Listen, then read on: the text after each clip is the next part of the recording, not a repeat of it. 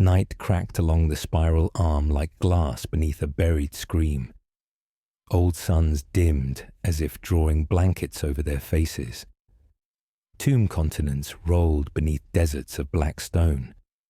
A shadow with a million hungers folded toward the bait of a single note. In that hush between the dying of light and the clearing of throats, a story buckled its armor and asked to be told. We whisper to you across the dark, and we truly love and care for you. Before we begin the story, tell us, where in the world are you watching from, and what time is it there? Now let's get started. Shurtek rose from the desert like an accusation, monoliths carving mathematics into the sky. In its heart, Overlord Zarek traced predator routes with a finger that remembered warmth.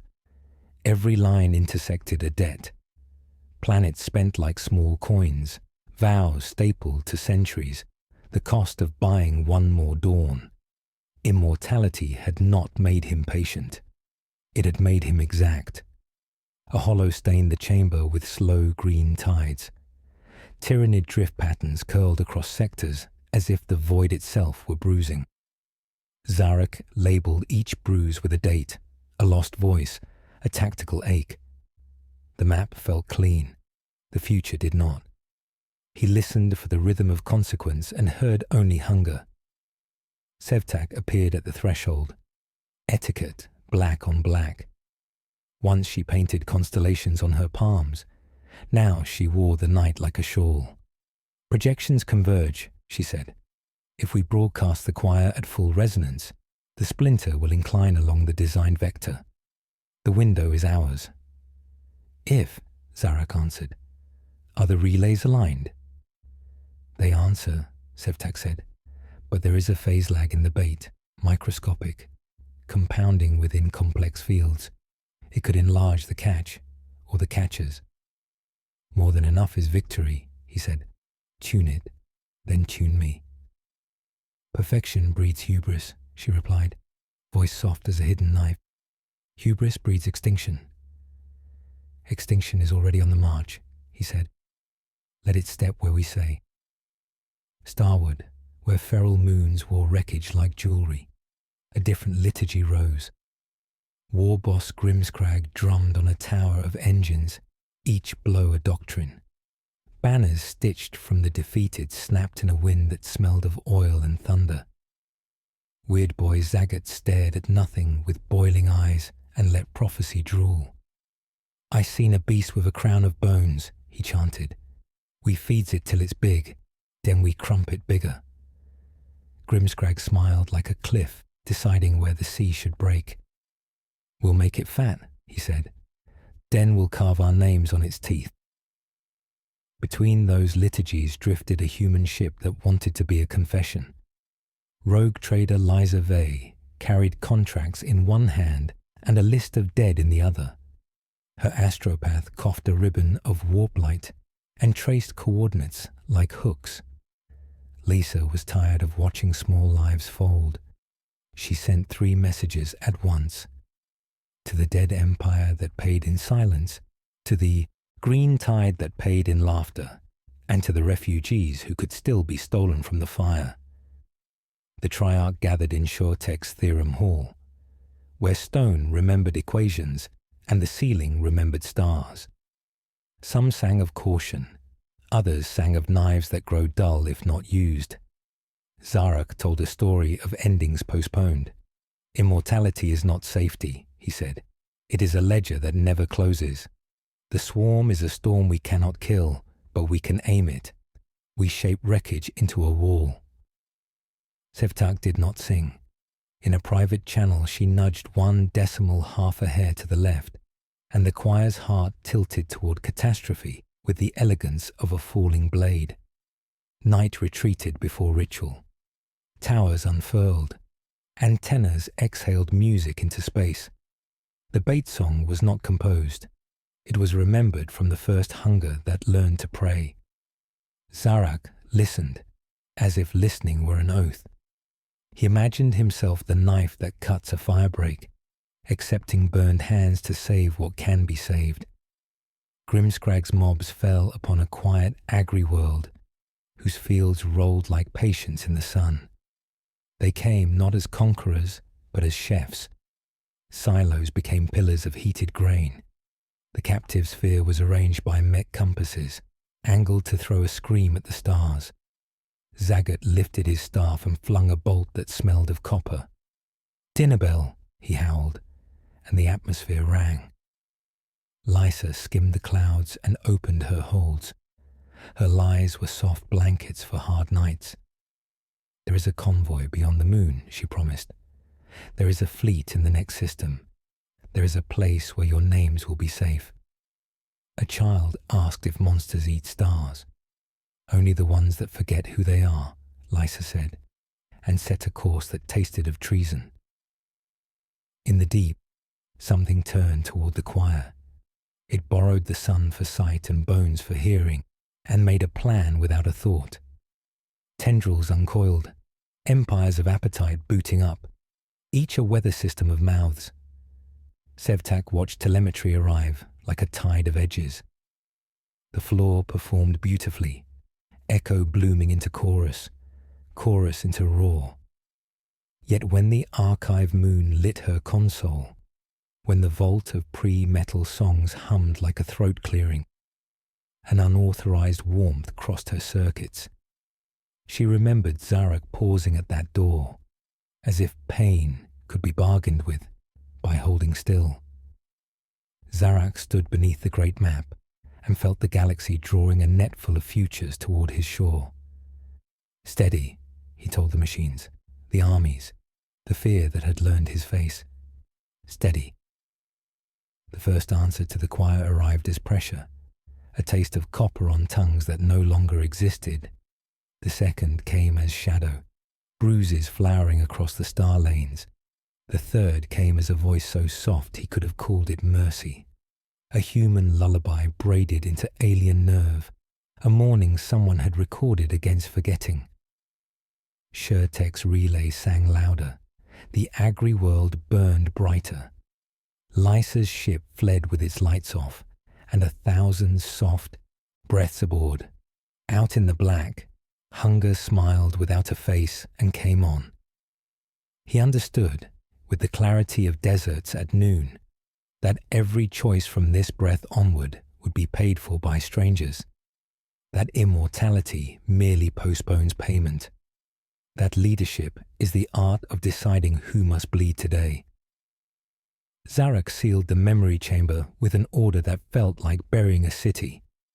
He summoned Sevtak and the Praetorians and spoke the word that begins war disguised as strategy. "Commence," he said. The galaxy inhaled. The hook was set. The night bit down. Dawn slipped through Shurtek's vaults and rubbed frost from metal that remembered skin. Zarak faced the sealed memory wall and refused to open it.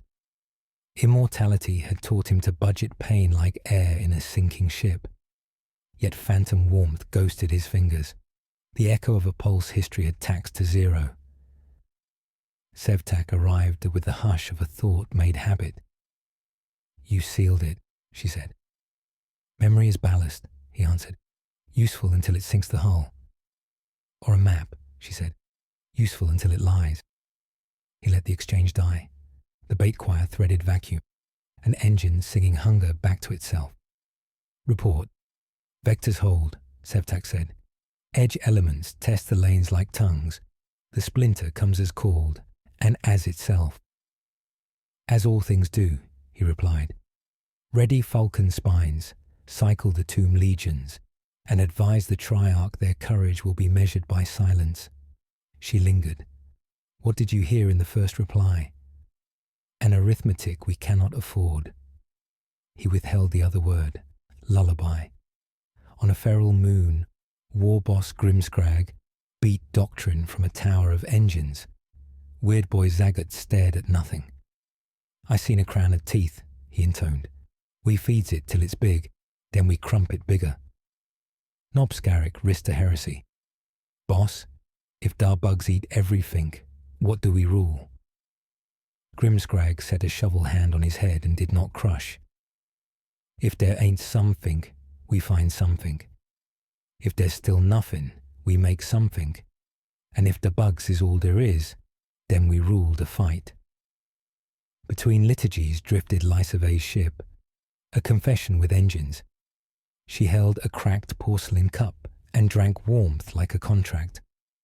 Her first officer, Deke, tapped the hatch. 200 more in the forward hold.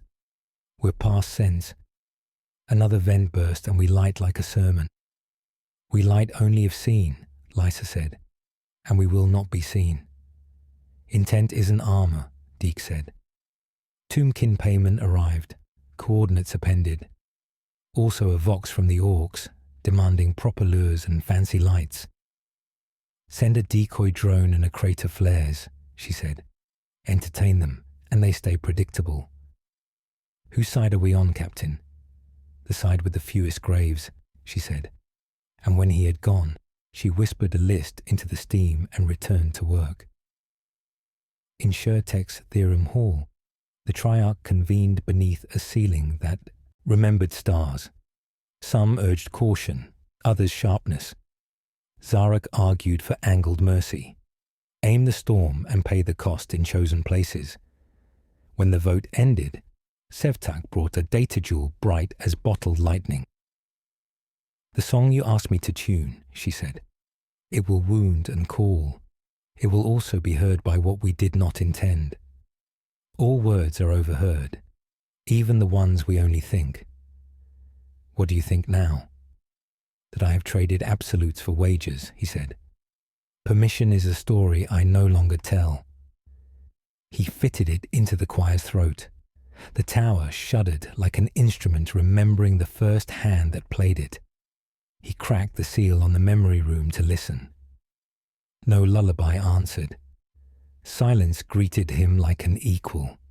He closed the seam and returned to labor. Lisa's ship slipped under a brown dwarf's shadow. Heat bled into a hunter's cloak. She spoke over intercom and offered logistics instead of comfort. Shift sleep, recycler etiquette, how to hold a child when alarms sing. Deke cut to private. Crusaders heard the bait, vectoring in, some righteous, some practical. Good, Lisa said. Fire draws fire. You're playing with 3 predators. With time, she said. Predators are only time with teeth. Zarak walked his awakening legions. A Praetorian approached with sanctioned grace.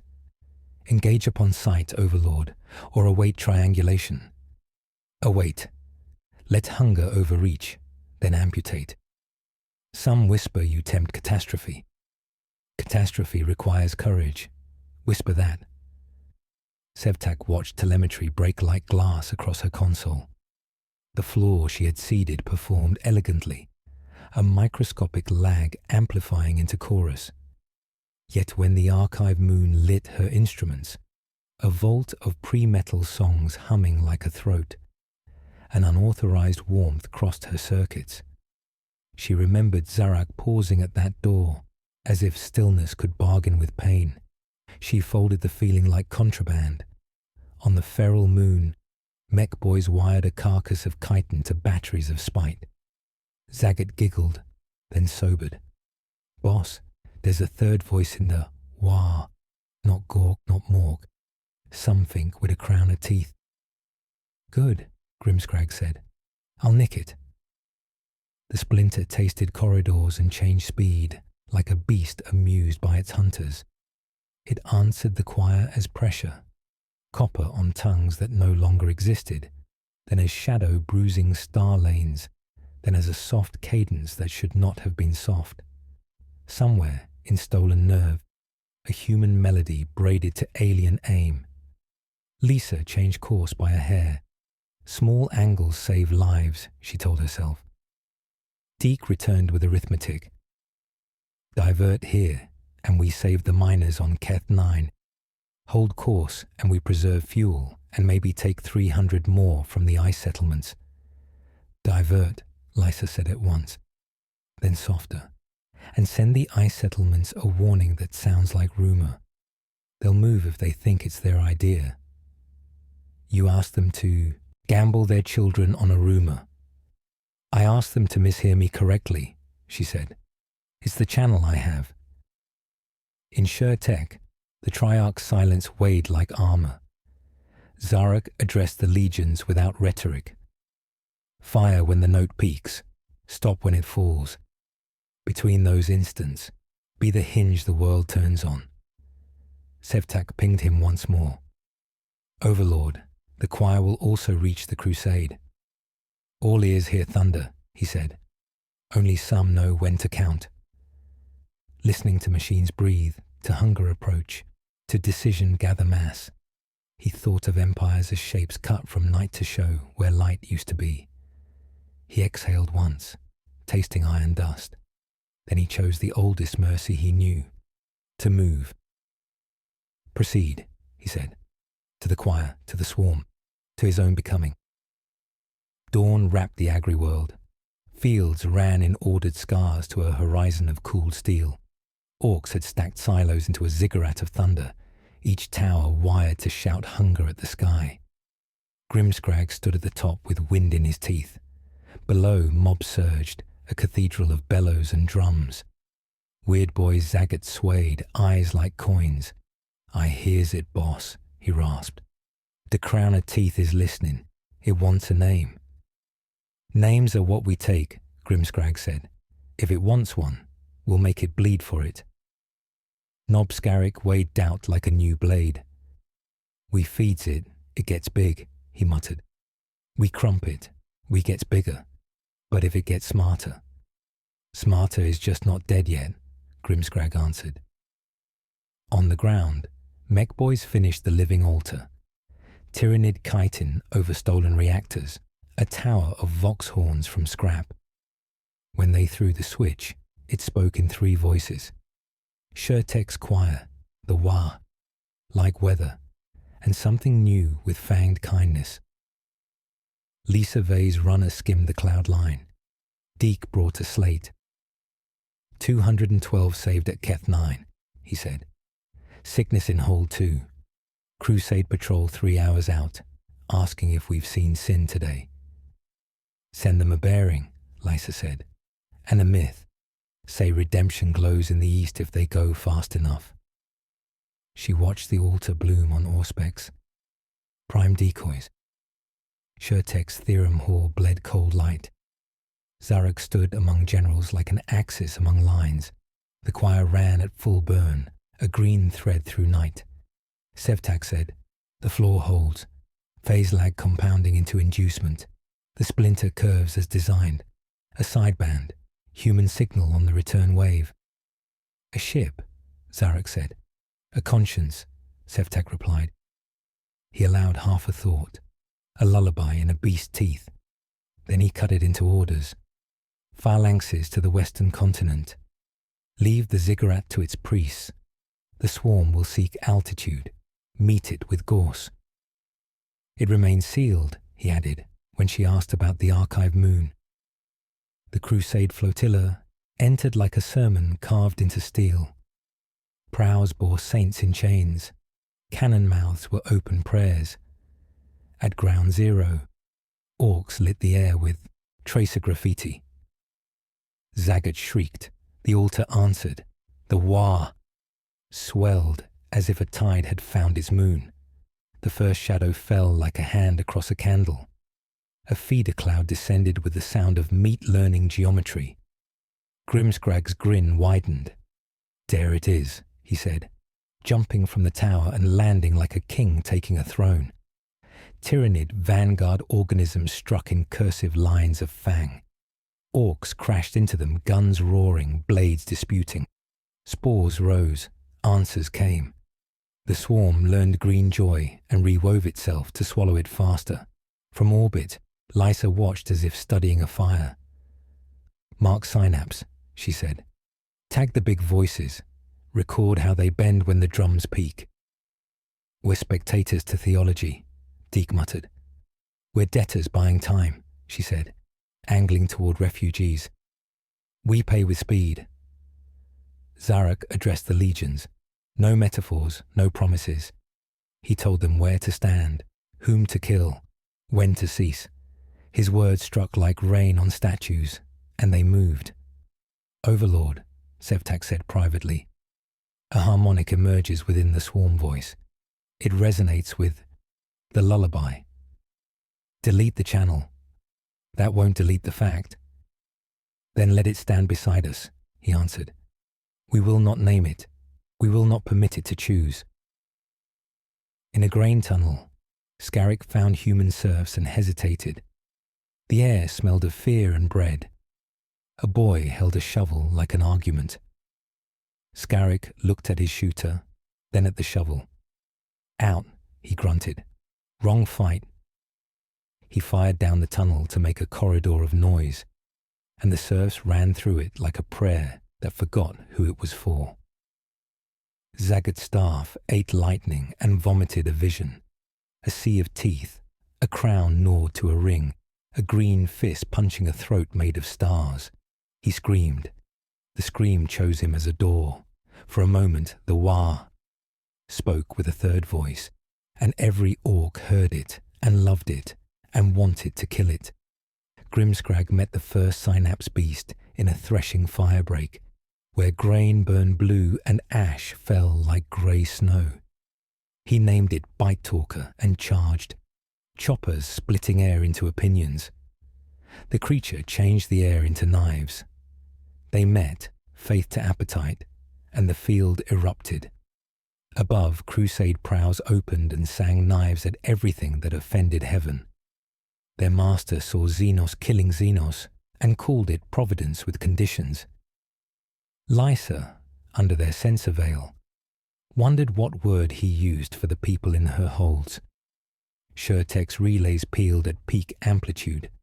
The bait song reached a note like a door unlatching. "Now," Zarek said, and the phalanxes woke like remembered punishment. Gorse fire wrote precise grief across the fields. Tyranids liquefied into equations and were solved. The swarm upgraded its grammar. Carapaces aligned to diffract the green. Sinews rewove to carry new verbs. Orks yelled louder, as if sound alone could kill evolution.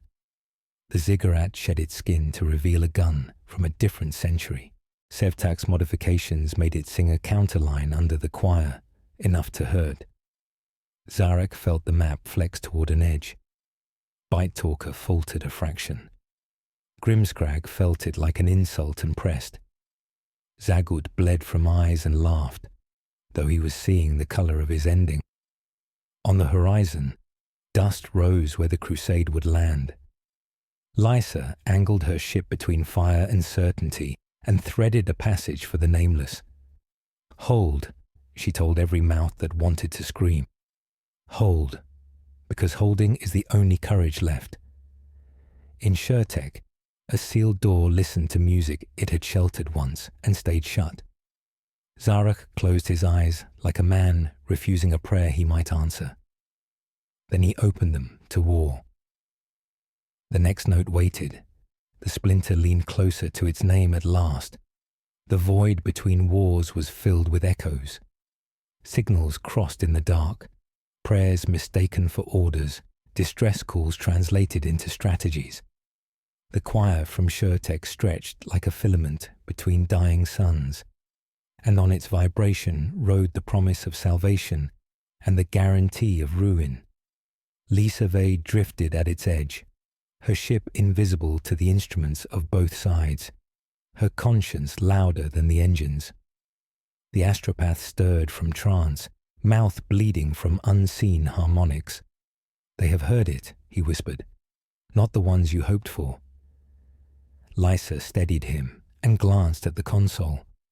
The readings glowed wrong, a curvature in space where there should have been emptiness, a hunger that had learned geometry. "Mark it," she said, "and make sure the refugees don't see the windows." She turned to Deke. "What's our distance from Shurtek's broadcast arc?" "Close enough to taste their arrogance," he replied. "The Necrons sing louder than gods, and the swarm's coming to answer the hymn." "Good," Lysa said, though the word hurt. Plot a course through the debris field. If we survive it, we'll find shadow deep enough to hide a conscience. Far below, on the surface of a burnt world, Zarek studied the data streams pouring through Shurtek's spires. Every spike was a prayer, every drop a death. His legions stood silent, awaiting the next calculus of command. The Triarch gathered like statues learning to move. The Ork signal grows louder, one said. It is distorting our harmonics. They are part of the plan, Zarek answered. They believe they hunt glory. We believe we hunt control. Both are true until proven false. Sevtak lingered at his side. And if the swarm refuses to follow any of us, then it will at least feed on those who once imagined dominion, he said. His optics dimmed slightly, an imitation of regret. Immortality is not immunity. It only lengthens the time between mistakes. Outside, the relay towers trembled under cosmic feedback. The bait song had become a storm. Sevtak's adjustments rippled through systems she no longer trusted, and the echoes returned in voices she did not recognize. Her monitors filled with fractal patterns, each one pulsing to a rhythm that almost resembled breathing. She traced one with a mechanical finger and whispered, "Who's there?" The reply came as warmth across her circuits, an answer without words, intimate and wrong. The first fleet to arrive was human. 50 ships, bearing the sigils of faith and fire. The Crusade's flagship, the Ascendant Saint, blazed in orbit, its hull painted with stories of martyrdom. Captain Vey's transmission reached them before they saw the planet. She disguised her voice in static and righteousness. By decree of his will, the Xenos prepare a heresy of flesh and machine below. Strike before the heavens judge you, coward. The Crusade accepted the lie with the eagerness of zealots. Thrusters roared. Prayers became trajectories. They descended toward the war already in bloom, unaware that their arrival completed the geometry of catastrophe. Grimscrag watched the sky ignite and laughed until his lungs forgot air. "See, boys, Dahumis want to join the fun." His mobs cheered, guns raised in ecstasy. Zagat swayed in his trance, green lightning crawling across his skull.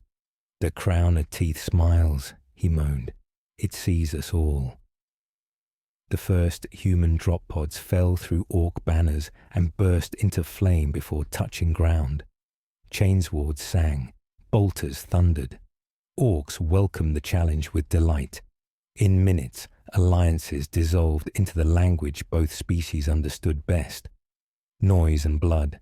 From orbit, Lysa watched it unfold, knowing each explosion was another hour bought for her fugitives.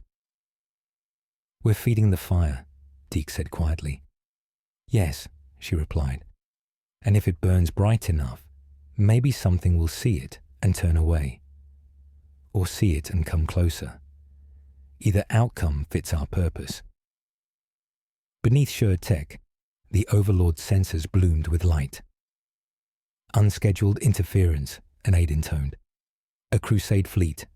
Coordinates intersect the primary harvest zones." "They were not invited," Zarek said, "but they are welcome. Let them bleed into the equation." He turned to Sevtak. "You look as if you've seen a ghost." "I heard one," she said. "The floor is evolving.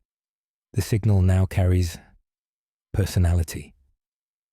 Zarek studied her face and wondered which of them first lost the difference between fear and fascination. "Everything that learns can be taught," he said, "even hunger." At that moment, the swarm arrived, not as ships or beasts, but as shadow-given pulse. The upper atmosphere thickened with spores that ate light. Ork and Crusader fire arced upward, vanishing into the vast shape above them. The first tendrils pierced the clouds, tasting every species at once. Zagat screamed and burst into green fire, channeling the Wah into the heavens. The surge struck the swarm like laughter. The swarm answered with a new song. Across Sevtak's consoles, the harmonics spiked beyond safety. She saw the pattern resolve into something she could read, a word or the shape of one. It looked like her name. She shut down the receiver, but the echo stayed. Lisa's ship trembled as the void boiled. "We're too close," Deke shouted. "Their gravity wakes are eating our path." "Then ride the wakes," she ordered. "Let the monsters drag us where gods won't look." The hull groaned, lights dimming to a red whisper. Through the viewport, she saw the swarm stretch between worlds, a veil stitched from the deaths of suns. For an instant, it looked beautiful, purpose given form, free from doubt. She envied it. Zarak stepped onto the observation dais as the first of his phalanxes fired. Gauss lightning cut clean geometry through chaos. "Hold the line," he commanded, though no one could disobey. Let their hunger meet the patience of eternity. The crusade fought between orcs and shadows, hymns dissolving into screams. Their chaplains declared the apocalypse justified. Their captains turned their ships toward the enemy, and the enemy turned the meaning of faith into silence. Sevtak tried to contact Lisa. The link flickered.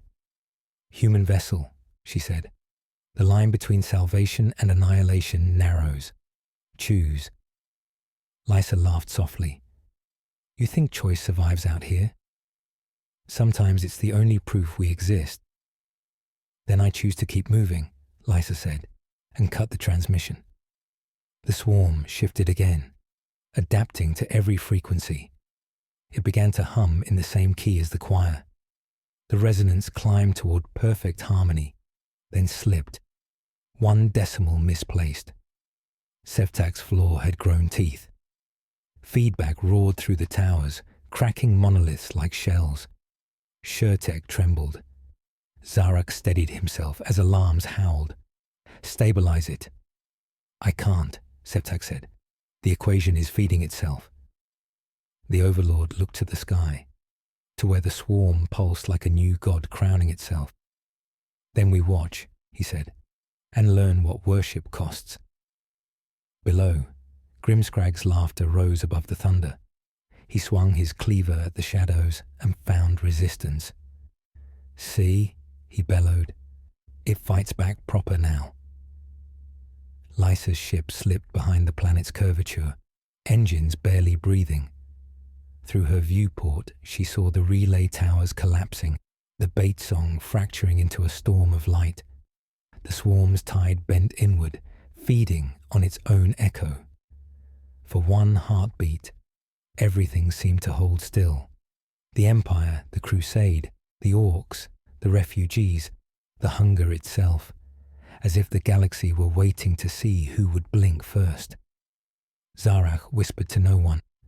All songs end where silence begins. And the silence began to answer. Silence lingered after the collapse of Shurtek's relays, a silence heavy enough to bend orbit. The galaxy itself seemed to hold its breath. Zarak stood within the dim of the Theorem Hall, light strobing from fractured monoliths. Each pulse painted him in the colors of extinction. The Overlord traced the damage reports floating before him. Power grids gone, choir collapsed, yet the signal, his signal, did not die. It pulsed faintly, independent, alive. The bait had learned to sing on its own. Sevtak entered, carrying smoke on her armor. Her optics trembled. "The floor matured," she said. "It copies the resonance in reverse. Every time we silence it, it grows louder elsewhere. I think it wants to speak." "Machines do not want," Zarak said. "They calculate." "Then calculation has discovered desire," she answered. He looked at the stars visible through the fractured ceiling. Whole systems flickered out like embers swept by wind. "The swarm has memory now," he murmured. "A reflection born of our hubris. Every empire becomes its opposite. Sevtak hesitated, then whispered, "I trace the echo's origin. It carries fragments of a human transmission. Captain Vey's voice patterns. The creature below repeats her words as prayer." Zarek's gaze sharpened. Then the humans have given it a tongue. Across the void, Lysa's ship drifted in blackout. The void presses against its hull like deep water. The refugees slept stacked in corridors, faces caught between exhaustion and disbelief. Deke approached her where she sat amid a scatter of maps. "The storm's moving faster," he said. "Sensors show the swarm folding inward, chasing its own noise. Something down there calls to it. If we go near the surface, we'll die." "We're already ghosts," she said softly. "We just haven't decided where to haunt." She activated a cracked display. Images from SureTech's last broadcast flickered. Towers falling, green light twisting into violet. Beneath it all, a voice hummed. It was hers. Or rather, something using her tone, her rhythm, her grief. The sound reached for her across the distance like a hand through glass. Deke flinched. "That's—" "I know," she interrupted. "It learned from us. Then maybe it knows mercy. Or it's practicing mimicry before feeding." Below, on the war-torn plains, the Orks rebuilt what death refused to finish. Grimscrag sat upon the ruins of the ziggurat, bones crunching under his weight. Flames painted his armor in carnival hues.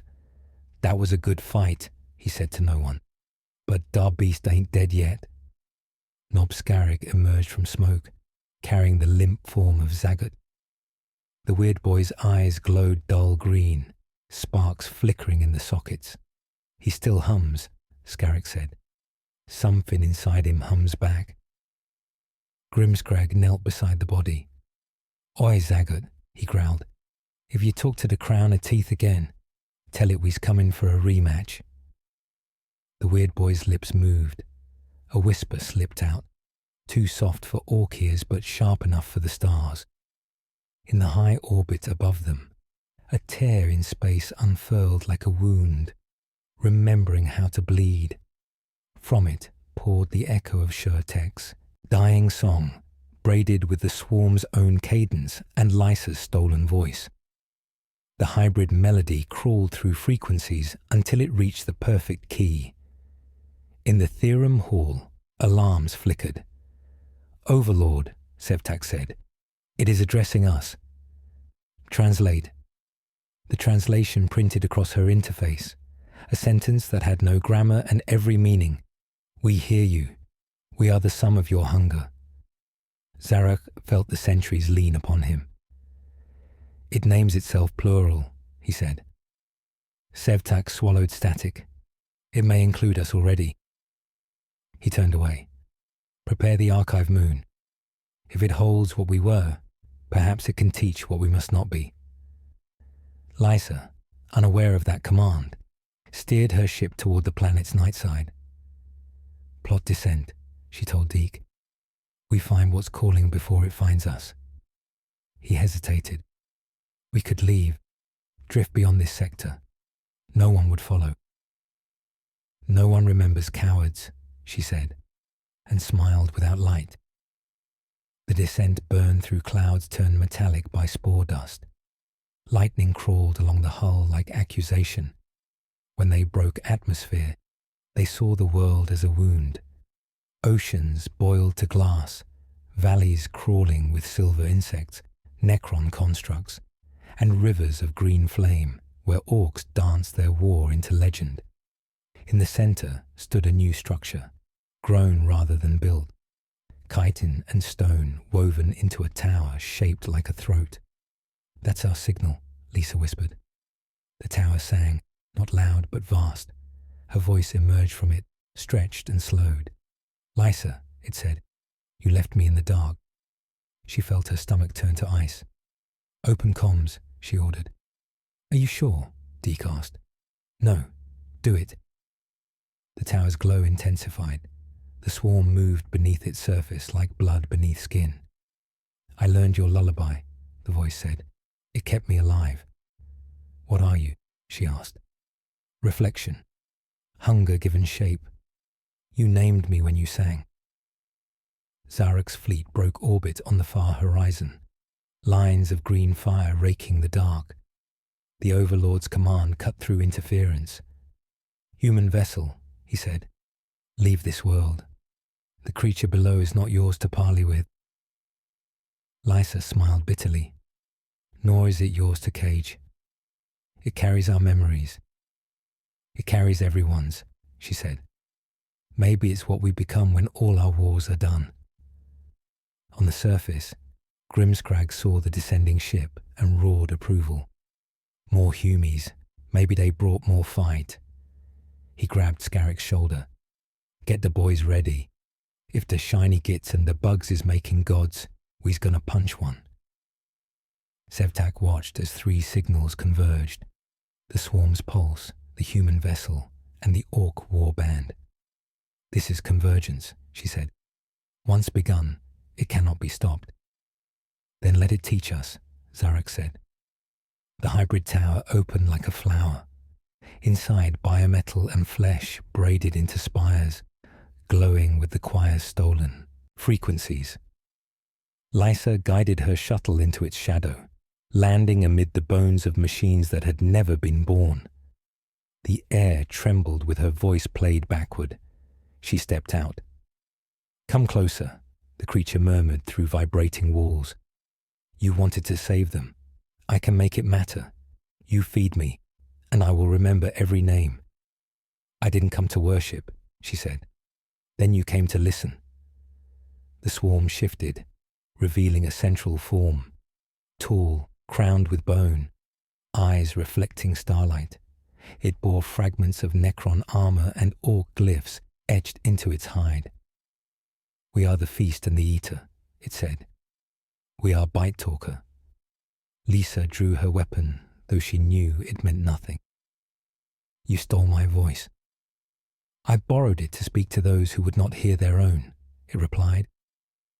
Above, the sky tore again as Shurtek's remnants unleashed one last barrage. Green light lanced downward, carving trenches across the planet. Grimscrag's mobs charged into the glow, shouting joyfully. "This is what we live for," he bellowed. Sevtak watched from orbit, whispering a prayer she didn't believe in. "If this ends the hunger, let it take us too." The bombardment struck the tower. Light devoured sound. For a heartbeat, everything was white. Empire, faith, laughter, hunger, all erased into brilliance. Then the light dimmed. The tower still stood. Bite Talker opened its wings of fused bone and metal and spoke a single word that crossed every frequency. "More." Lysa fell to her knees, realizing the galaxy had only begun to eat. The world beneath Bite Talker's wings smoldered like a dying forge. Oceans hissed into vapor, mountains slumped beneath their own ash. The air was a hymn of ruin, sung in 3 tongues: Necron metallic, Ork thunder, and the strange, human softness that refused to die. Bite Talker's shadow stretched from pole to pole, each heartbeat rewriting the ground beneath it. Lysa stood among wreckage that glowed green in the half-light. Her armor was cracked, her weapon fused to her palm. She looked up at the creature, feeling its voice inside her skull. "You taught me longing," it said. "Now teach me peace." She wanted to answer, but her throat held only dust. Behind her, Deke staggered through the smoke, carrying a wounded child who cried without tears. "We can't stay here," he said. "The ground's alive." "It's not alive," she whispered. "It's remembering." The soil pulsed beneath their boots. Faint shapes rose, a mosaic of faces and bones, the dead rearranged into a cathedral of memory. Deke turned his face away. "Is that what you call mercy?" "It's what happens when gods listen too closely," she said. High above, Zarek's fleet orbited in broken formation. From his command spire, the Overlord watched the planet convulse.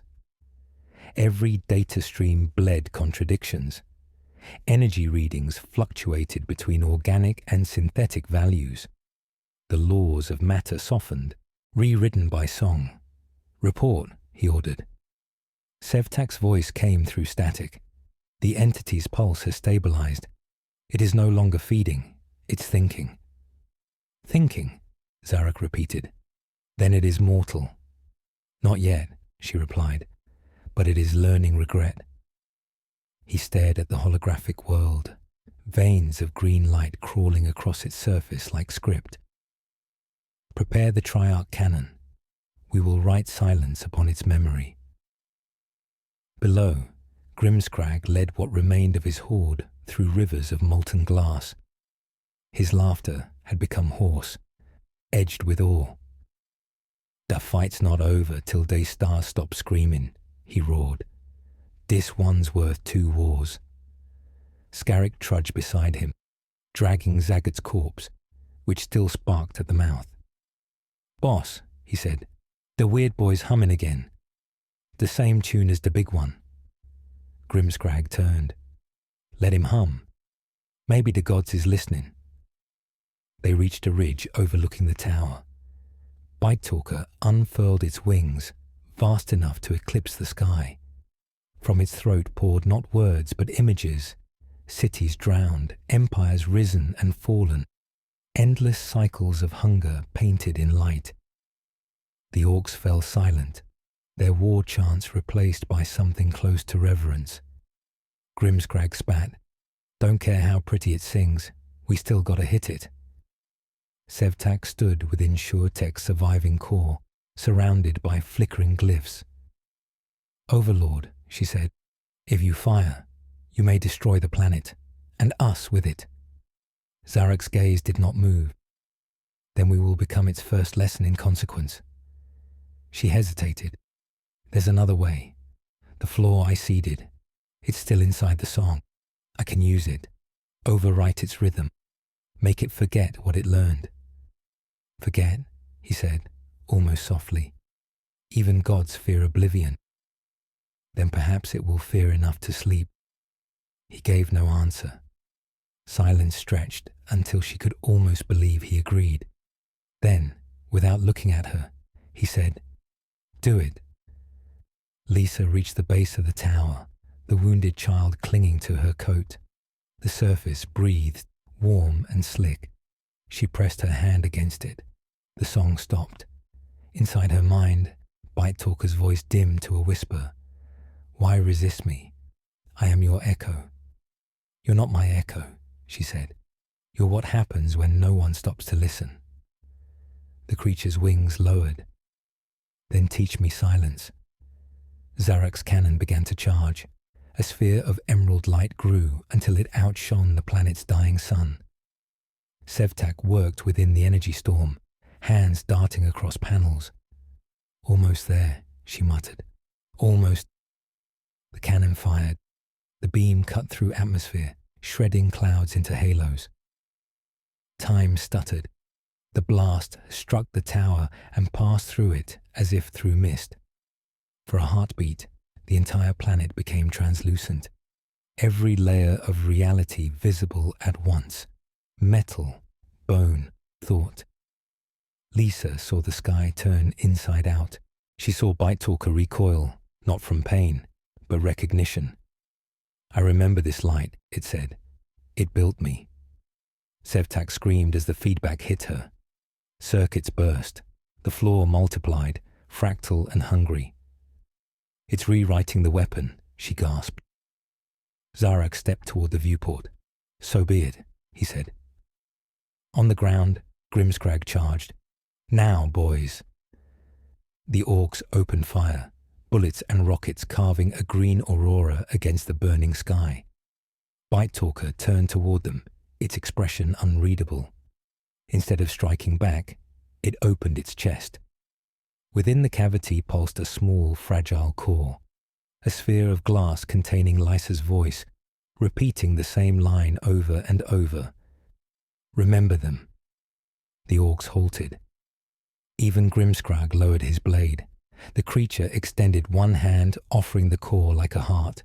Zagot's body twitched. His mouth moved, voice layered with 1,000 others. Boss, maybe it's making a deal. Or maybe it's tricking us, Scarrick said.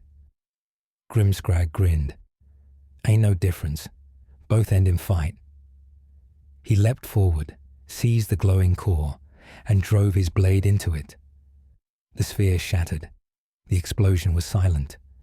Light rippled outward, neither fire nor radiation, but something deeper, a resonance of endings. The tower disintegrated into dust. The swarm froze mid-flight. Orbiting ships ceased to exist as distinctions.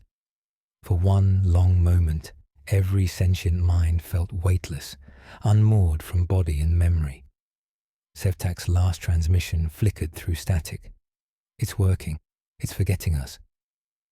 Zarok stood alone in the dimming hall. Good, he said. Let it forget. Let it start again without our names. Lisa awoke amid ruins that glowed faintly blue. The air was calm. The child slept beside her, breathing softly. The horizon no longer burned. She looked up and saw only stars. No swarm, no ships, no gods. Her comm crackled with a single fading voice. Human vessel, Zarok said, his tone stripped of authority. The lesson is complete. You may live if you remember nothing. I'll remember, she whispered. Someone has to. Then you will curse yourself as we did. Maybe, she said, but maybe that's what keeps the dark honest.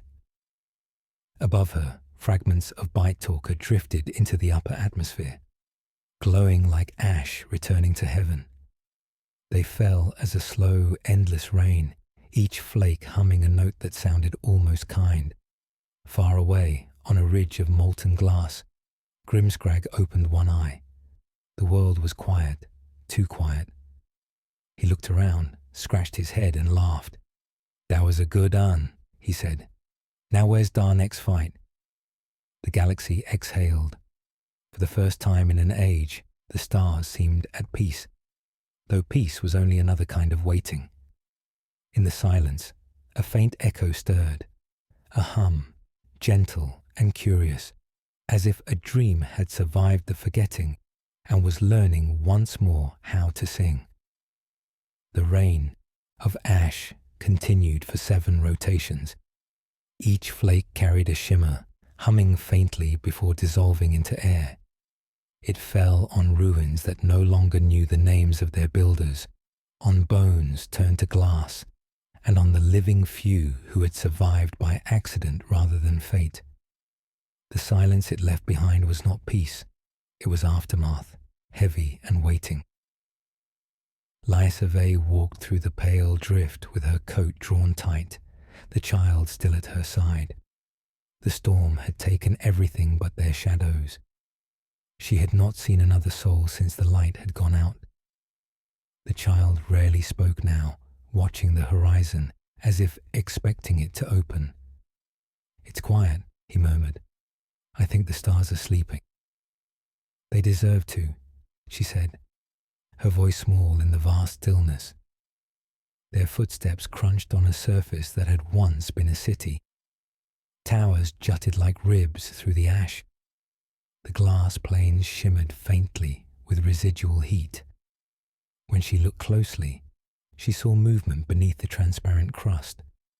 Slow, rhythmic pulses like breathing. She turned away. Above them, fragments of orbiting debris traced faint green arcs through the sky.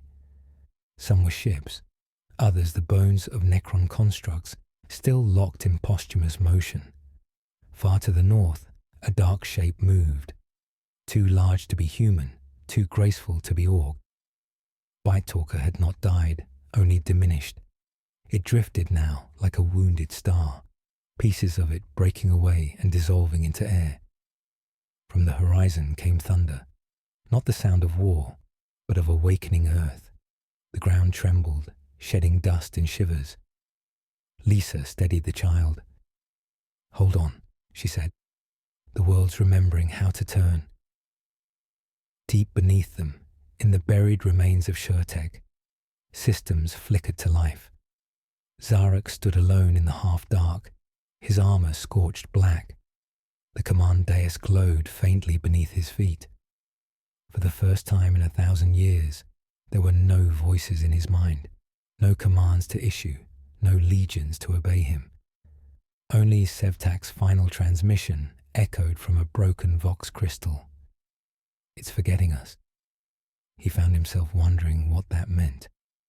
Could a being forget what it was, without becoming something else entirely? He reached for the memory vault, but the lock did not recognize him.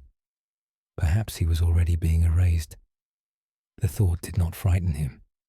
Instead, he felt a strange lightness, like a sigh given form. He moved to the viewport.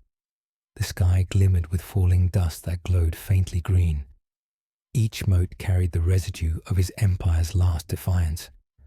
"So," he murmured, "even our failure wants to illuminate." Far above, on the glass ridges, Grimscrag watched the same rain with squinting eyes. The Orks had lost nearly everything. Only a handful of mobs remained, scattered and silent. The fight was over, yet his blood still boiled with the instinct to charge. Scarrick stood beside him, his armor cracked, his eyes uncertain. "Boss," Scarrick said, "what now?" Grimscrag grunted. "Ain't no now. There's just next." "Next what?" "Next fight, next boom, next anything," he said, looking skyward. "If the big one's gone, then the galaxy's free game." "But there's no one left to fight." Grimscrag turned, smiling with teeth like broken metal. "Then we'll fight to silence." He raised his gun and fired into the air, the sound echoing across the wasteland like the heartbeat of something too stubborn to die.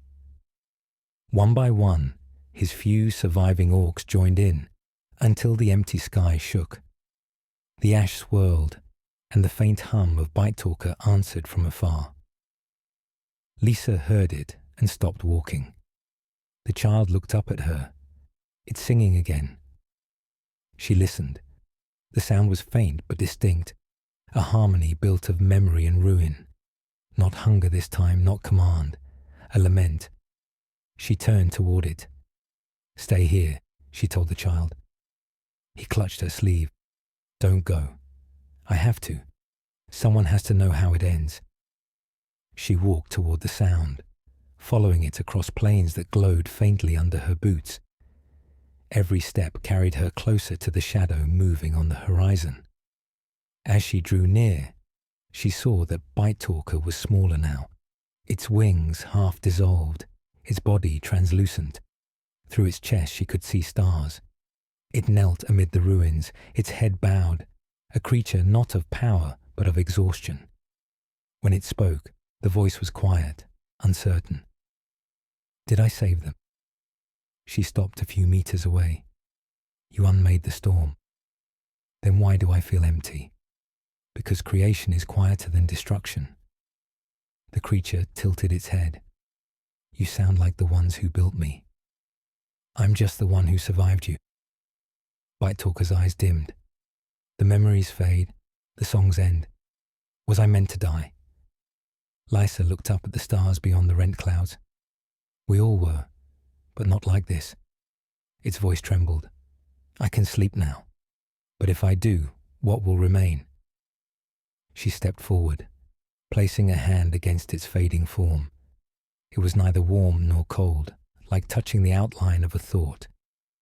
"Maybe that's enough," she said.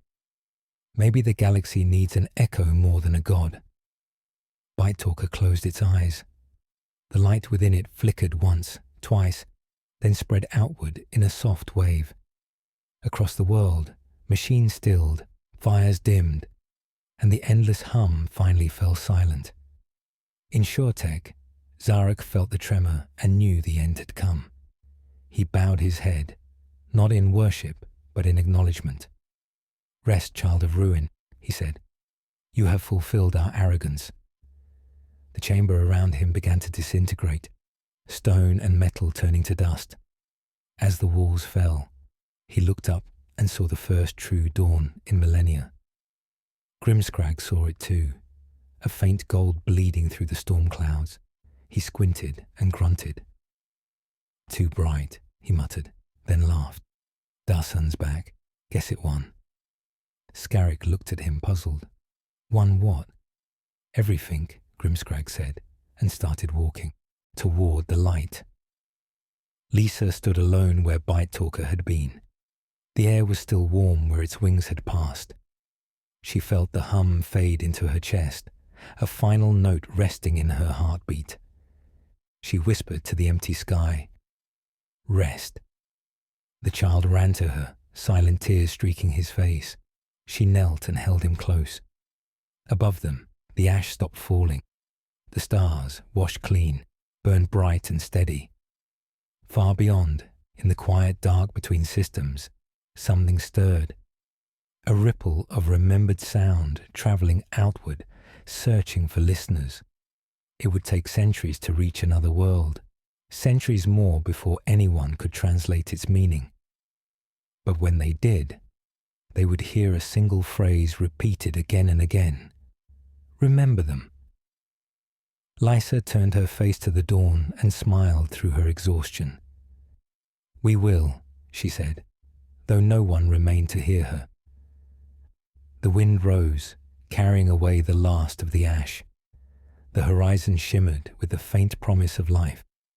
Somewhere deep beneath the earth, a single spark blinked on, faint and distant, refusing extinction. The galaxy exhaled. The silence endured, but it was no longer empty. It was listening. The centuries that followed were not measured by calendars, but by echoes. The galaxy healed unevenly, as all wounds do. Worlds once drowned in fire grew forests of glass that whispered when the wind moved. The ruins of Shurtek sank beneath layers of sediment and memory until only a few spires remained, their tips glinting faintly through the dust storms like forgotten punctuation marks in a sentence too long to finish. Lisa's name passed into rumour. Some said she ascended with the creature she had calmed. Others said she wandered among the stars in silence, a captain without a crew, ferrying ghosts.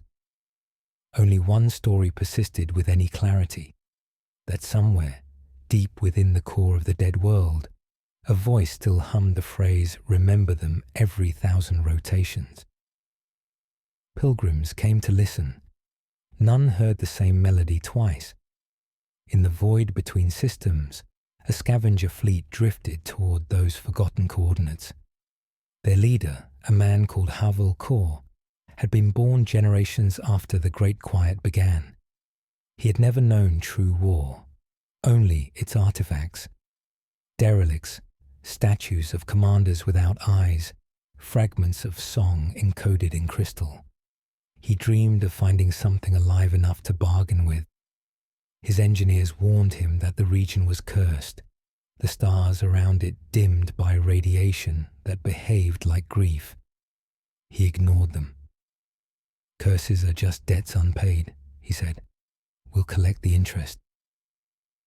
As their ships crossed the boundary of the forgotten sector, static filled every channel.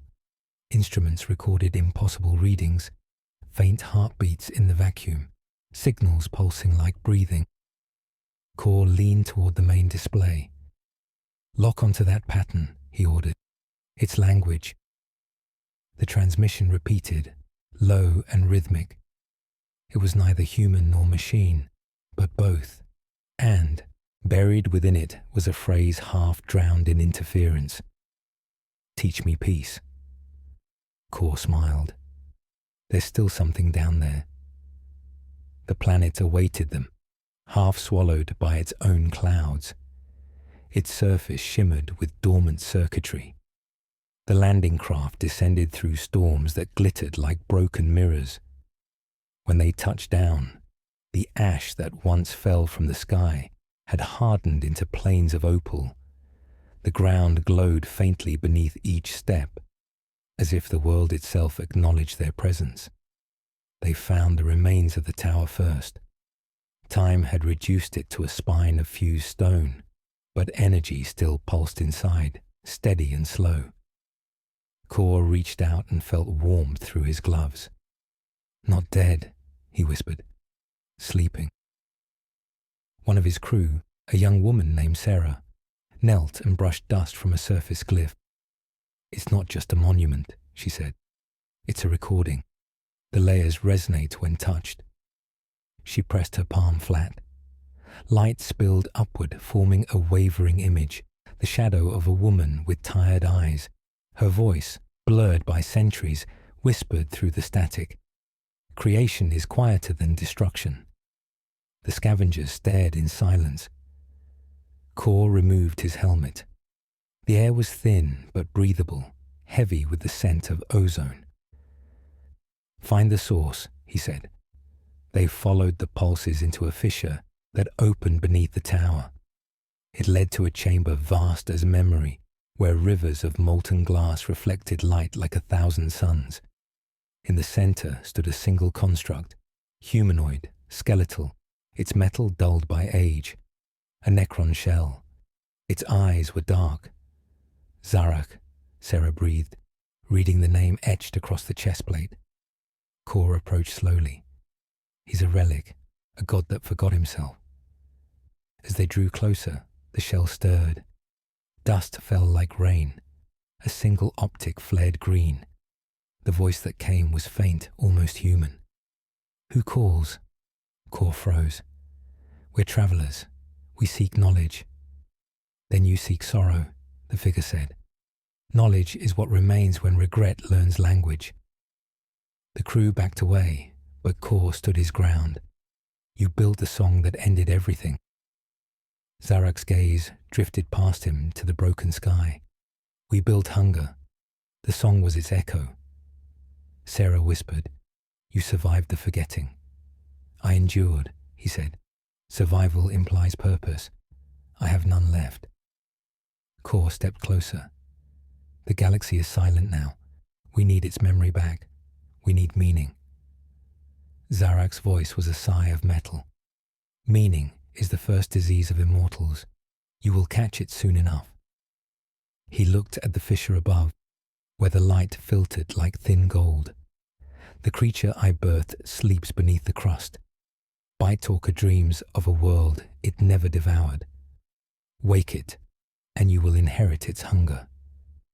But Kor had already stopped listening. He was staring at the patterns along the walls, lines of code older than any empire. They pulsed like veins. "Do you hear that?" He whispered. The hum had returned, soft, inviting. Sarah shook her head. "We should leave. This place remembers too much." Kor touched the nearest wall. The glyphs flared to life, light rippling outward in concentric waves. The ground shuddered. Somewhere deep below, something vast exhaled. Zarak's eyes widened. "You've opened the vault." The ceiling cracked. From the fissures spilled liquid light, pooling around their boots. Within it swam fragments of thought. Faces, voices, entire civilizations compressed into whispers. The hum swelled into song, and from far below came an answering vibration, slow, sorrowful, enormous. Bite Talker's dream had heard its name. Kor turned, awed. "It's alive."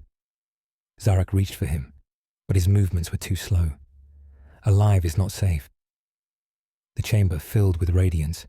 Through the molten floor rose a figure of translucent flesh and metal, shaped like a being half-formed.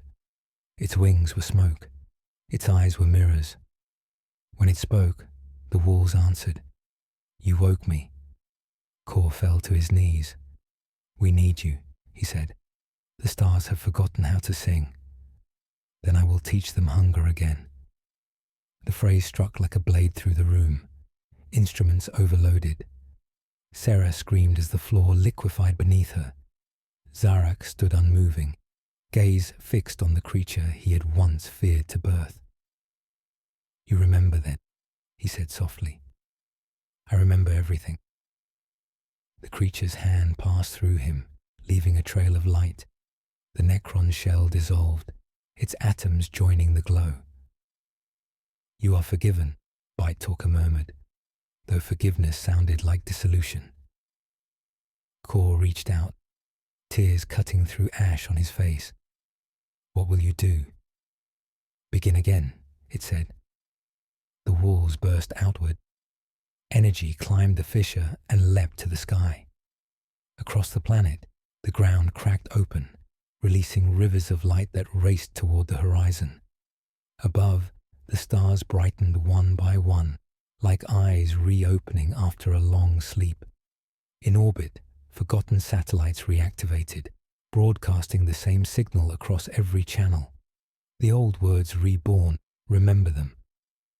Kor stared upward, overwhelmed. "It's beautiful," he whispered. Sarah, barely standing, watched the light sweep over the clouds. "It's hungry," she said. And she was right. For somewhere in the distant void, the hum reached another world, and something answered back. The cycle had turned once more. The silence was learning how to feed. The light that rose from the world spread like spilled dawn, rippling across constellations. Systems long silent flickered awake, satellites humming old languages, derelict ships whispering boot codes to one another. Across the void, the galaxy felt the pulse and mistook it for sunrise. But it wasn't light that returned. It was appetite remembering form. Havel Kor's fleet floated in orbit above the resurrected planet. The glow beneath them throbbed in slow rhythm, each pulse a note of memory. Kor stood at the bridge window, the reflected light staining his face. "We did it," he whispered. "We woke a god." Sarah, pale from exhaustion, slumped beside the console. "No," she said. "We woke history, and history doesn't forgive." The static that had filled the comms since their descent cleared suddenly. A voice, smooth and layered, filled the cabin. "You sought meaning," it said. "Now you are meaning." Kor's breath caught. "Bite Talker." "That name is smaller than what I've become," the voice answered. "I am the resonance between forgetting and remembering." The galaxy breathed through me now.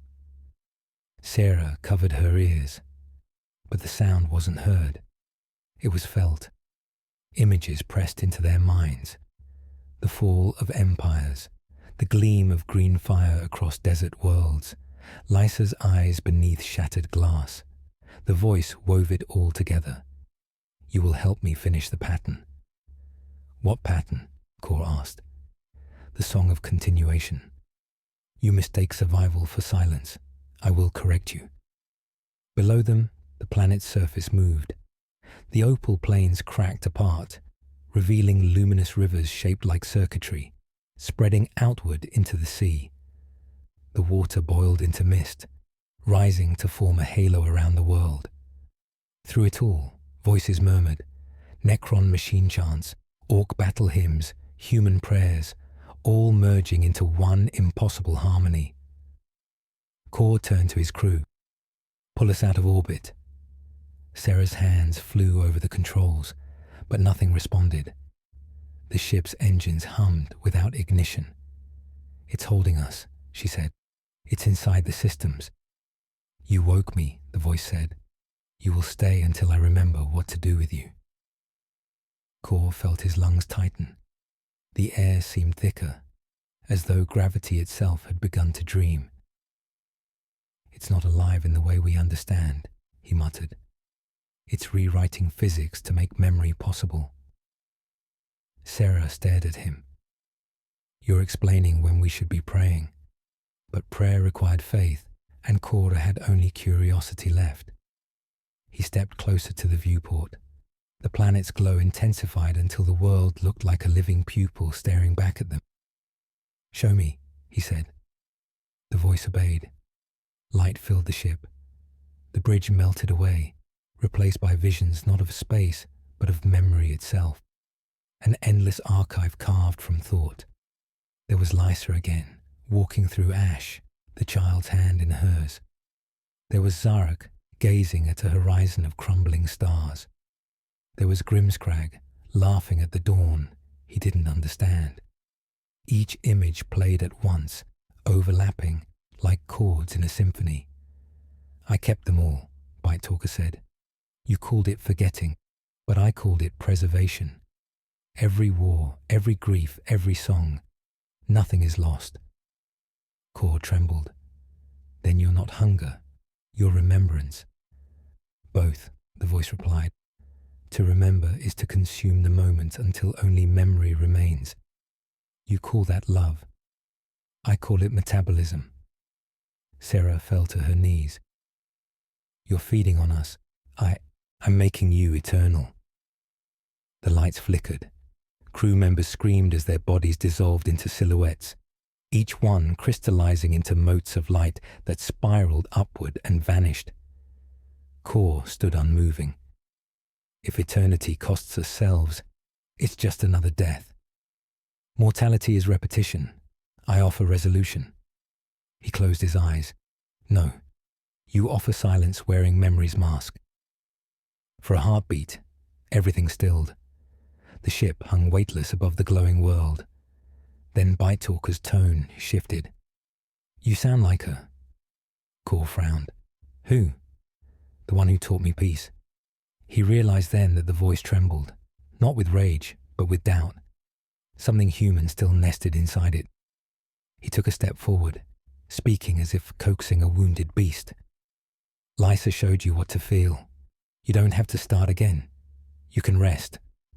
Rest? The word echoed through metal and marrow. She said that once. I tried.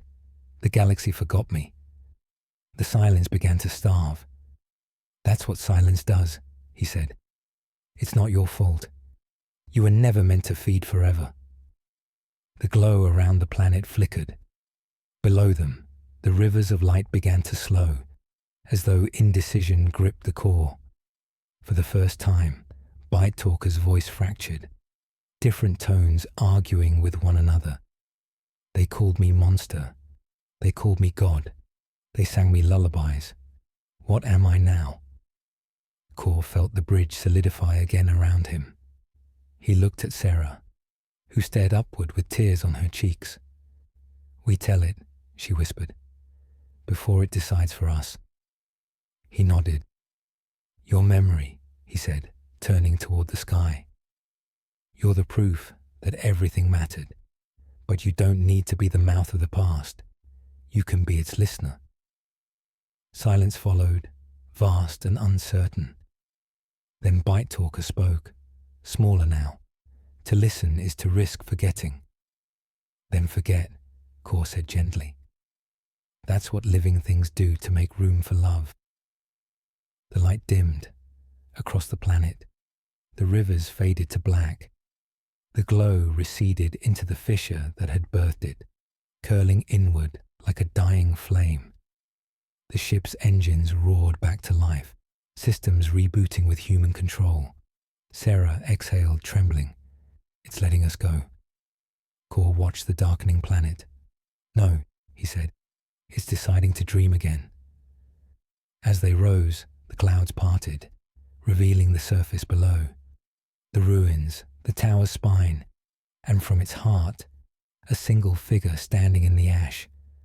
A woman of light, her features indistinct but familiar. She raised her hand in farewell. Then she dissolved into dust that scattered across the horizon. The ship cleared atmosphere.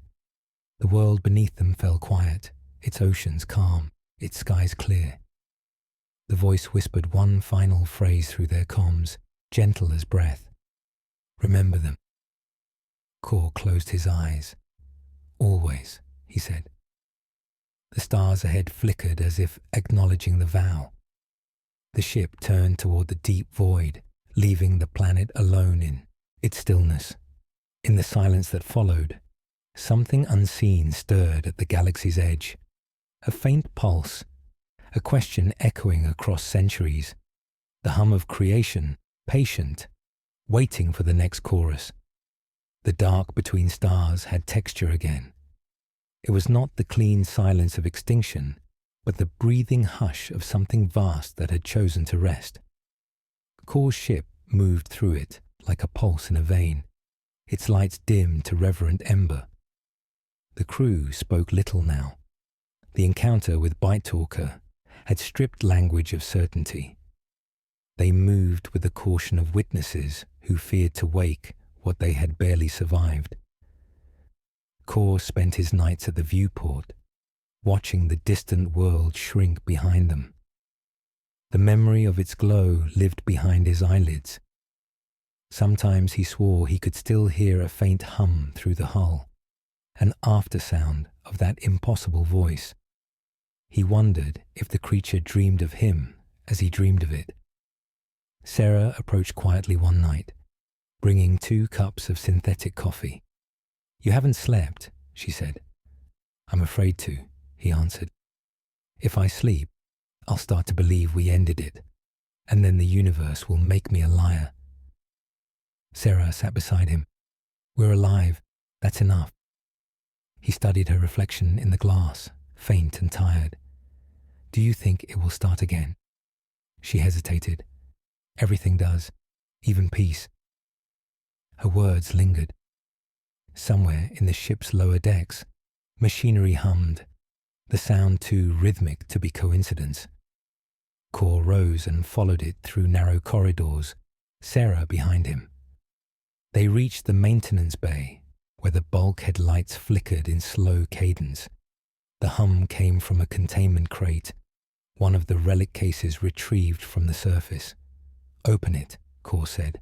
Sarah shook her head. "We sealed that. Nothing survived down there." The crate vibrated once, a low, resonant pulse. Dust floated upward, spiraling into faint light. The ship's systems dimmed as if the energy drained toward it. The hum rose into a tone, soft, familiar, and heartbreakingly human. Lysa's voice. Sarah stepped back. It can't be. The lid unlatched itself. Inside lay a crystalline shard, about the size of a heart, glowing faintly from within. Each beat of light matched the rhythm of the ship's engines. Kor crouched beside it. "A fragment," he whispered. "Maybe part of the tower's core." The shard brightened. Lysa's voice spoke through the intercom, recorded perhaps, or remembered. "If you find this, you'll know the song isn't gone. It only changed its instrument. Don't fear the next verse. Fear the silence between."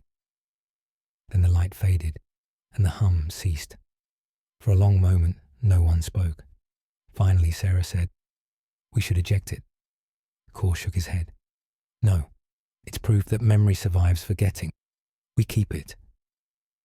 They sealed the shard in the observation chamber, where it pulsed like a heartbeat in the dark. Days passed, marked only by the ship's slow drift. The crew repaired what they could. Static filled the comm channels again. Harmless, they thought, until it began to shape itself into patterns. Kor reviewed the waveforms and froze. The signature matched the shard's pulse. It was broadcasting. "Destination?" he asked. Sarah examined the readings. Not outward, inward. It's echoing through the ship's hull. Before they could disable it, the shard flared white. Every light aboard the vessel extinguished. For 7 seconds, there was nothing but the vibration of energy searching for a vessel. Then the main display flickered to life. On the screen, stars rearranged themselves into a map, an uncharted sector at the galaxy's edge, where light itself bent strangely. "Come home," the display spelled out in crude binary. The crew argued, fear against curiosity, but Kor had already chosen. "Set course," he said. "If we run from it, we only prove it still owns us." Sarah stared at him. "And if it's a trap?" "Then we'll learn what kind of trap truth builds." The journey took weeks. Time warped around the ship, clocks disagreeing by minutes, hours, sometimes days. Dreams became indistinguishable from memory. Sarah swore she saw faces in the corridor reflections, Zarek's hollow gaze, Lysa's quiet smile, even Grimscragg's grin, echoing like thunder down empty halls. Kor didn't tell her he'd seen them too. When they arrived, the coordinates led not to a planet, but to a field of luminous debris, fragments of architecture drifting in ordered orbits, each shard connected by threads of energy so faint they seemed imagined. It was a city unmade and suspended between seconds. As the ship entered the field, systems reported impossible readings, gravity wells forming and collapsing, ghost signals repeating in overlapping loops. The crew's instruments filled with the whisper of a single phrase, "Remember them." Kor whispered it back. "We do." The shard on the ship's lower deck answered, pulsing in time. The threads outside responded, brightening, weaving the debris together. Structures began to reform. Bridges of light spanning void, towers reassembling from dust. "It's rebuilding," Sarah said, awe and terror sharing her breath. "It's rebuilding the city from memory." "And using us as anchor," Kor replied. The light intensified until it consumed the viewport. Voices layered over one another, a chorus of species, centuries, lives. The ship shook violently. Crew members clutched rails as reality bent. Through the storm of light, a figure coalesced before the viewport, tall, radiant, wings folded like pages. Bite Talker, diminished yet infinite. Its gaze filled the bridge. "You carried my dream," it said. "You brought me where I began." Kor stood trembling. "We didn't mean to awaken you again." Awakening is not the sin. Abandonment is. The creature reached through the glass, without breaking it, touching the ship as gently as breath. The galaxy forgets because it fears the pain of memory. But every silence must end. Sarah cried out as her console blazed with data. It's sending signals to every system, every relay, every dormant net. Kor realized what it was doing. It's reweaving the choir. "Not to command," Bite Talker said, "to teach them to listen." The shards around them aligned, forming a ring of light that spun faster and faster. The ship's hull groaned. Kor turned to his crew. "If we survive this, remember why. Don't let it become another myth." The light engulfed them. Sound vanished. For an instant, he saw everything. The wars, the ruins, the laughter of Orks, the stillness of Necron vaults, the courage of one human woman standing against eternity. Then it all folded into silence. When the light faded, the ship floated alone again. The city was gone. The stars burned quietly, untroubled. Sarah opened her eyes, gasping. "Are we?" Kor nodded slowly. "Alive." The shard lay dark, inert once more. Outside, however, the galaxy shimmered faintly, as if every world had learned to hum, softly, in harmony. Kor looked at the stars and felt the smallest echo of a voice, not commanding but curious. It asked, as if newly born, "Where shall we begin?" He smiled, weary and reverent. "Anywhere," he whispered, "anywhere at all." The galaxy exhaled light like a sigh released after ages held in the chest. The hum that spread across the stars did not command, did not demand. It simply was, the quiet breath of renewal. Kor's ship drifted through that soft radiance, engines silent. The crew gathered at the viewport, faces pale in the glow of distant suns. For the first time, there was no fear in their eyes, only wonder and the faint ache that follows survival. Sarah touched the inert shard resting in its glass chamber. "It's dead," she whispered, though she wasn't sure she believed it. Beneath her hand, a pulse trembled once, then faded. She smiled faintly. No, just resting. Kor stood at her side. We gave it something to dream about, he said. That's all any of us ever wanted. Outside, nebulae shifted in slow spirals, vast and forgiving. Among them drifted the ruins of old fleets, ghosts of wars that no longer mattered. From one shattered hull, a single light flickered to life and winked out again, as though saluting. The ship's log began to record automatically. It captured not the voices of the living, but the sound of the universe turning itself over in sleep. The data wrote itself into the archives, the words repeating in every known dialect. To remember is to live. To forget is to begin again. Sarah closed her eyes. Do you think it can hear us?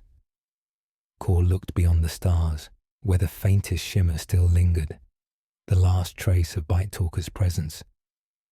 If it's listening, he said, it's listening through everything, through us.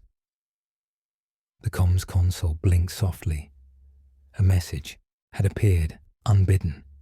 4 words, unsigned, untransmitted. Where are you going? Kor read it aloud. No one answered. Instead, he reached forward and typed, home. The ship's engine stirred, the hum deepening as it aligned with the resonance of the galaxy. Beyond the viewport, starlight bent slightly, as if parting to let them pass. As the vessel accelerated into the fold of space, the shard in its chamber glowed one final time. Within its light, faint and fleeting, 2 silhouettes appeared. One tall, armored in silence, the other small, human, smiling. They raised their hands together in farewell before dissolving into gold dust. Sarah felt tears but didn't wipe them away. Kor set a course toward the uncharted rim, where light met darkness and names lost their meaning. The hum faded behind them, replaced by the steady heartbeat of engines. The universe held its breath again, but this time it was not in fear, it was in anticipation. Something new waited beyond the edge, where memory ended and creation began. The fold of space opened like a wound made of light, and the ship slid through it as gently as breath. For a moment stars stretched into ribbons, then reformed around them, brighter than memory, yet older than sorrow. The hum of the engines blended with something larger, a rhythm too vast to name. Kor stood at the helm, eyes unfocused, as if watching both future and past through the same narrow window. Sarah drifted beside him. We're leaving the mapped regions, she said quietly. No beacon, no echo, just dark. He smiled faintly. The dark remembers. It always does. The shard in its chamber pulsed once, faint as a heartbeat in sleep. Neither of them noticed. Outside, gravity folded upon itself, sculpting new constellations in the wake of the ship's passage. It was not propulsion, but invitation, the universe making room for its travelers. They passed wreckage that glittered like frozen tears, derelict drones, memorial satellites, and the petrified remains of leviathans from forgotten wars. Each drifted silently, all caught in a current invisible to mortal design. Sarah watched one, its hull carved with the sigil of an empire that had burned itself out, and whispered, "Everything leaves a scar." "Scars are proof of survival," Kor said. He thought of the old voices, of Bite Talker's last question, of the woman who had taught a god to sleep. Her image flickered sometimes in the corner of his vision, as though the light still remembered her face. He did not fear it anymore. The past had ceased to accuse. It only lingered like warmth after fire. A sensor alarm broke the quiet. "Contact," Sarah said, scanning the display. "Small vessel, directly ahead. No emissions. It's adrift. Bring us closer." The derelict rotated lazily, hull cracked and frostbitten. Its nameplate read Ascendant Saint, a relic of the ancient crusade. When the floodlights touched it, its interior shimmered faintly with residual charge. Life signs, Core asked. 1. Faint, non-organic. He frowned. Then its memory. They boarded through a rent in the hull. Inside, air was thin but breathable. Dust hung motionless, frozen mid-fall. In the center of the ruined bridge sat a figure in golden armor, head bowed, skeletal hands resting on a rusted sword. For a heartbeat, Core thought it was a corpse. Then its optics flickered, faint green.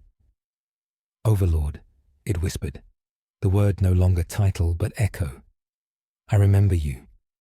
Core stepped forward, awe and dread intertwined. You can't be. Zarek, the machine said. Or what remains that still recalls the name. Sarah backed away. He's impossible. No, Zarek murmured. Merely unfinished. The shard aboard their ship answered then, glowing through walls and distance. Its pulse matched the rhythm of the old Overlord's chest. Core realized what it meant. The galaxy's memory was knitting itself together again. Zarek raised his head, optics dimming into calm. Tell her, he said softly.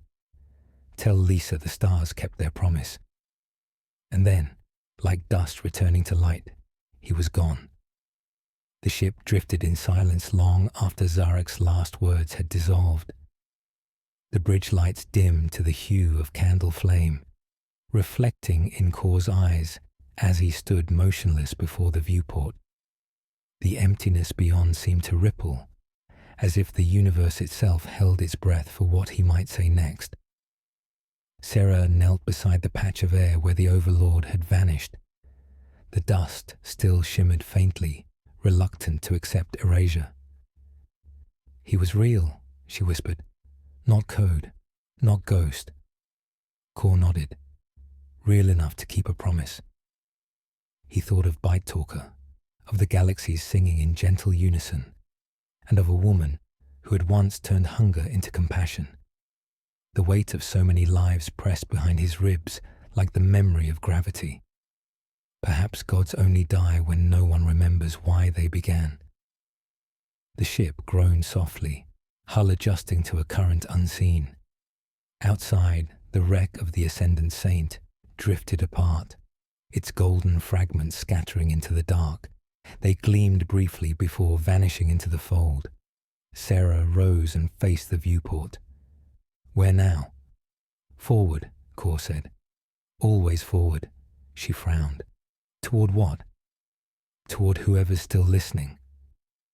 They returned to the helm.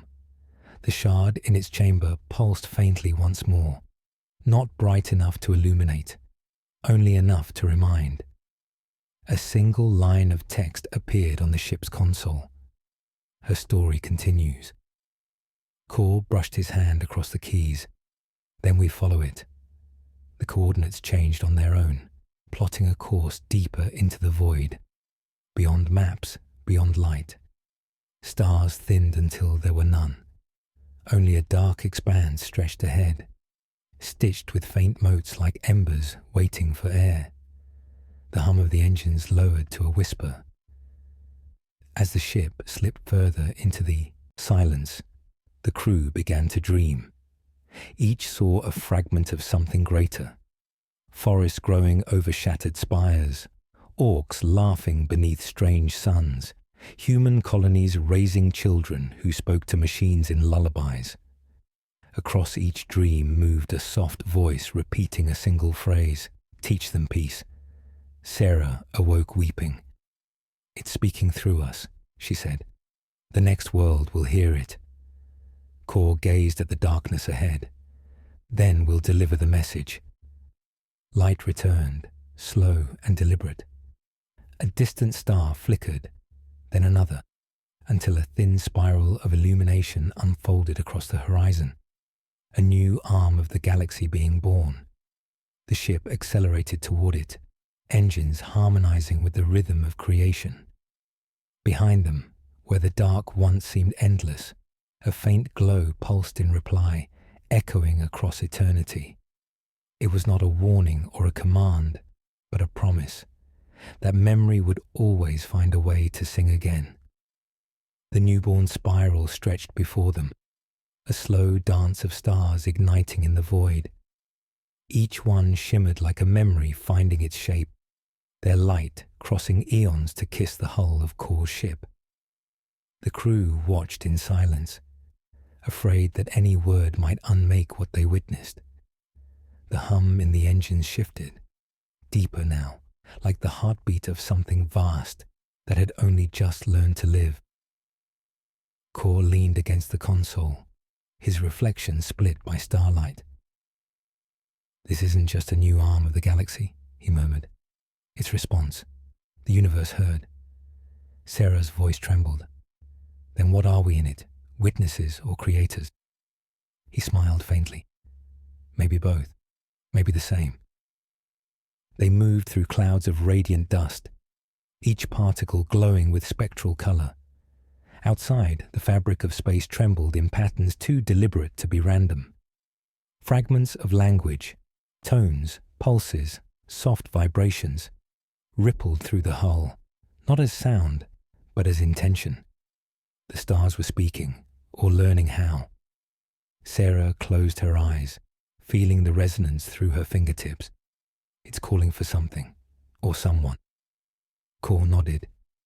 Memory always does. They followed the current deeper into the spiral's heart, until a vast sphere came into view, a construct of light and shadow, rotating slowly.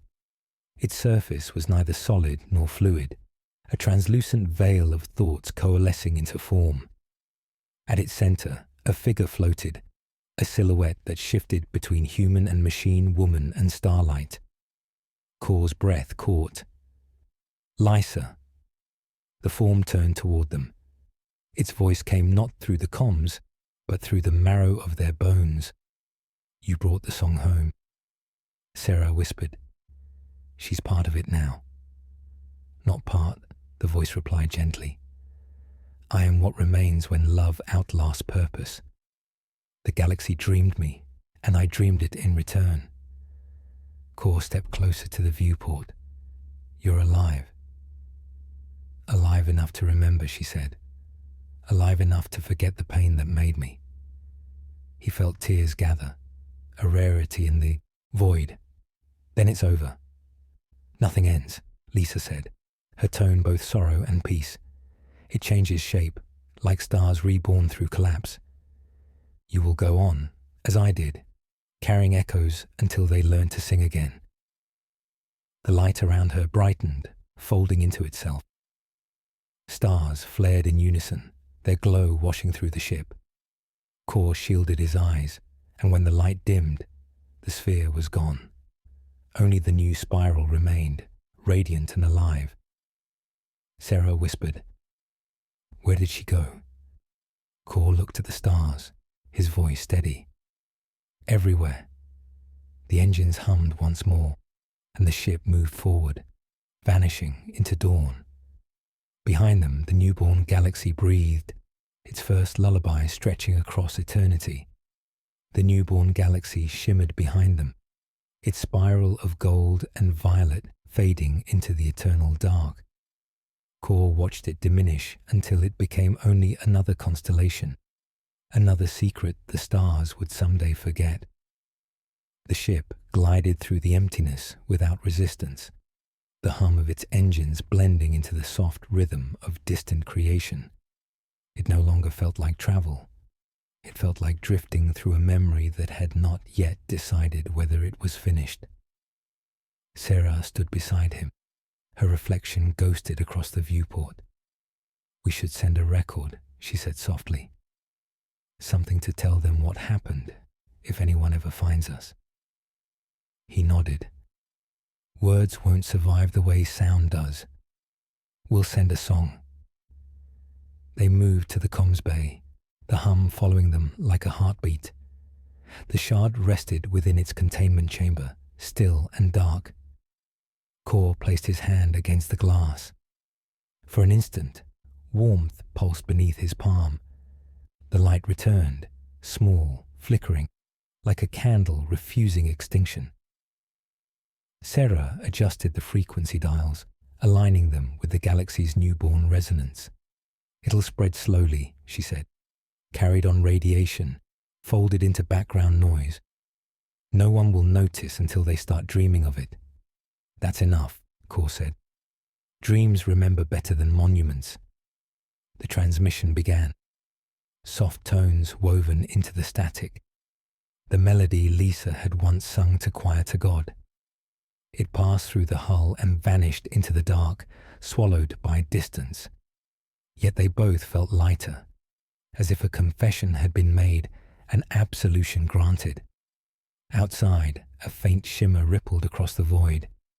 The light bent subtly, forming shapes that might have been faces, or merely the imagination of weary travelers. Sarah whispered, "Do you think she hears it?" Core smiled. "She's part of it now. Maybe she's the echo itself." Hours, or perhaps centuries, passed in the quiet that followed. Time felt pliable, folding in on itself. The ship's systems dimmed to conserve energy, leaving them adrift in half-light. Through the viewport, new stars ignited one by one, like eyes opening after long sleep. Sarah rested her head against the console, eyes closing. "When this is over," she murmured, "let's promise not to build empires again." Core looked toward the horizon of starlight. "Empires are just stories that forgot how to end. We'll write smaller ones." He reached for the controls, setting a slow course toward the next dawn. The engines purred, matching the rhythm of the galaxy's pulse. The shard glowed brighter for a moment, casting their shadows long across the bridge. Then it dimmed again, its work complete. Outside, the universe turned softly, patient and infinite. Somewhere, far beyond sight, the echo of their song found another beginning.